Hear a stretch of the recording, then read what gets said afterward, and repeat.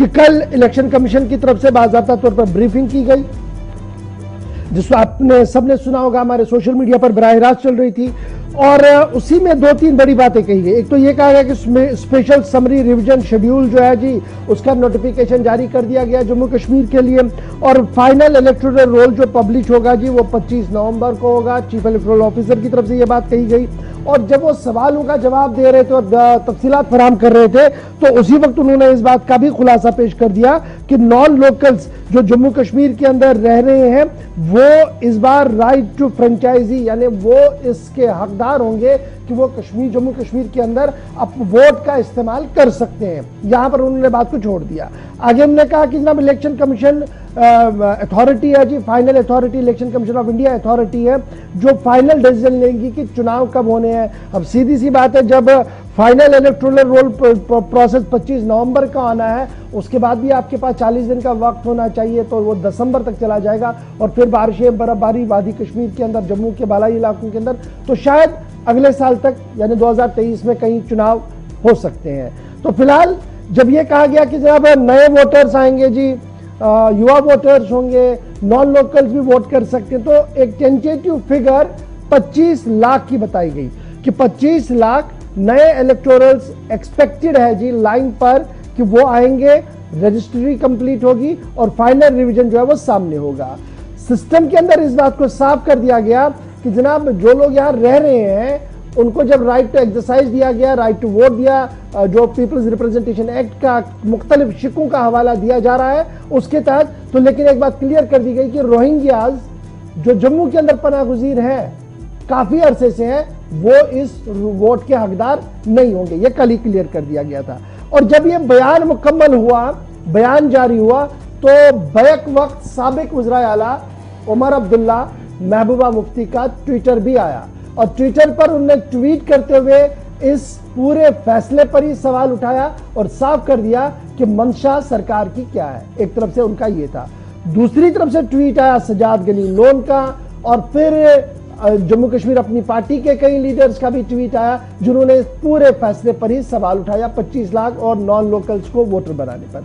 Bharatiya Janata party ने इस पूरे फैसले को खुशाइंद करार दिया, कहा कि अभी तक जिन लोगों के हकूक पर शबखून हो रहा था, वो इस बार राइट टू वोट के दायरे में आएंगे, वो इस बार असेंबलीज के लिए वोट करेंगे। ये बीजेपी की तरफ से कहा जा रहा है। और आज का दिन बड़ा इंपॉर्टेंट है। जम्मू से लेकर श्रीनगर तक आज back to back press conferences है। पीपल्स डेमोक्रेटिक पार्टी की सदर महबूबा मुफ्ती प्रेस कॉन्फ्रेंस करेगी गालिबन 11 बजे के आसपास। खबर यह है कि पीपल्स अलायंस फॉर गुपकार डिक्लेरेशन अलहदा तौर पर इस पर बयान जारी करेगा या स्टेटमेंट भी जारी कर सकता है, वीडियो स्टेटमेंट।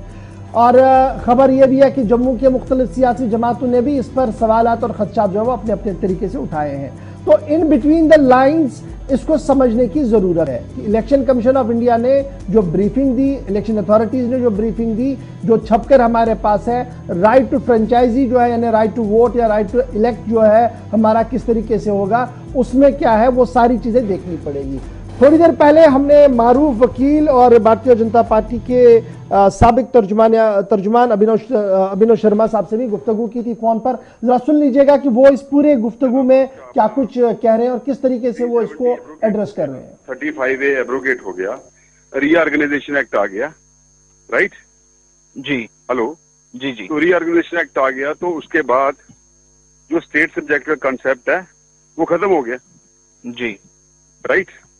तो अब जो डोमिसाइल है, domicile is entitled to cast vote.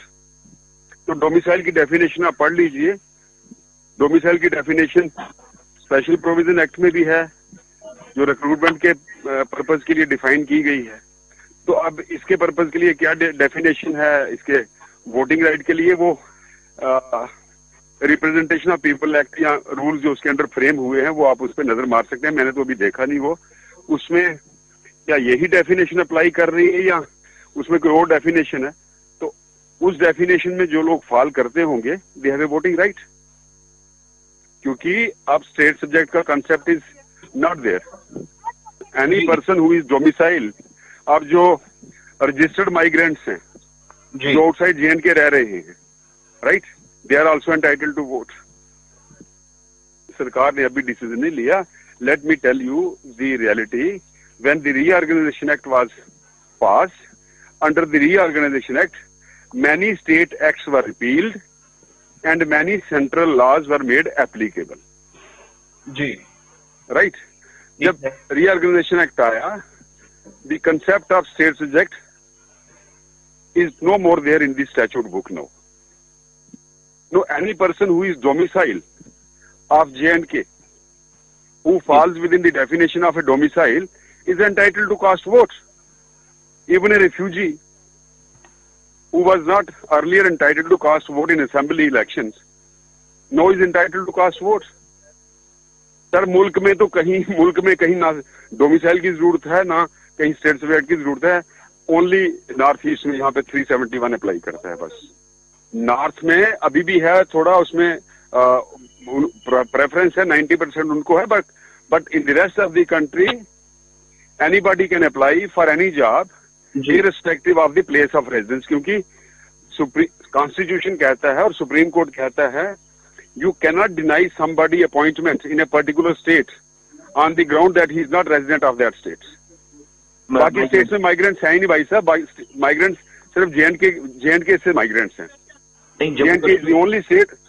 J&K is the only state where people had to migrate within the states and some migrated outside the states.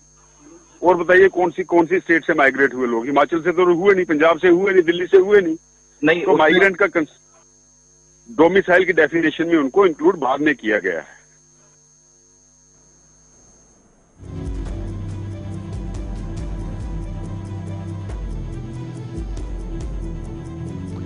चलिए, कुछ बड़ी बातें जरूर वकील साहब की तरफ से की जा रही हैं, लेकिन कुल मिलाकर जम्मू कश्मीर में मुकीम जो मुल्क के किसी भी रियासत का, पहले आसान लफ्जों में सिर्फ 2 लाइनें आपको बता दें कि 25 लाख नए वोटर्स का अंदराज इस बार मुतवक्के है, यानी इम्कान है इतने नए वोटर्स होंगे. और इंतखाबी फहरिस्तों पर जो खुसूसी नजरसानी शेड्यूल है यानी समरी रिवीजन है वो जारी करने के लिए भी तारीख जो है उस हिसाब से बता दी गई है. 15 से 25 सितंबर के बीच में फाइनल वोटर लिस्ट हम सबके सामने आएगी, जिसमें एक नया पॉइंट होगा कि जम्मू कश्मीर के मकामी शहरी ही नहीं, गैर मकामी लोग भी, यानी मुल्क की बाकी रियासतों से यूटी के अंदर तालीम, नौकरी या बाकी किसी उसूल के लिए गए हों, तो मौजूदा वक्त में इस नोटिफिकेशन के मुताबिक जो समरी रिवीजन नोटिफिकेशन जारी हुआ और कल जो प्रेस कॉन्फ्रेंस में तफसीलात शेयर की गई उससे पता चला कि अब गैर मकामी लोग भी, बाहर के रहने वाले लोग भी या कोई शख्स है तो वो भी वोट डालने का हक यूनियन टेरिटरी के अंदर रखता है. यानी जब 25 सितंबर के आसपास ये डेवलपमेंट कंप्लीट हो जाएगी, आपके सामने इलेक्टोरल रोल आ जाएगा, प्रोसेस पूरा होगा, तो उसके बाद इस आज के ताज़ा नोटिफिकेशन के मुताबिक ये सिलसिला शुरू हो जाएगा. और उसके बाद क्या हुआ, डिटेल्स आपके सामने. ये के बाद ट्वीट्स, साबिक वज़ीर आला, मुख्तलिफ पार्टियों के चेयरमैन, और आज दिन भर तकरीबन 3 बजे तक बैक टू बैक 2 से 3 प्रेस कॉन्फ्रेंसेज हैं, जहां पर आज फिर सरकार निशाने पर होगी, इलेक्शन कमीशन निशाने पर होगा. ये आज लग रहा है कुछ जमातों की तरफ से इसमें किया जाए.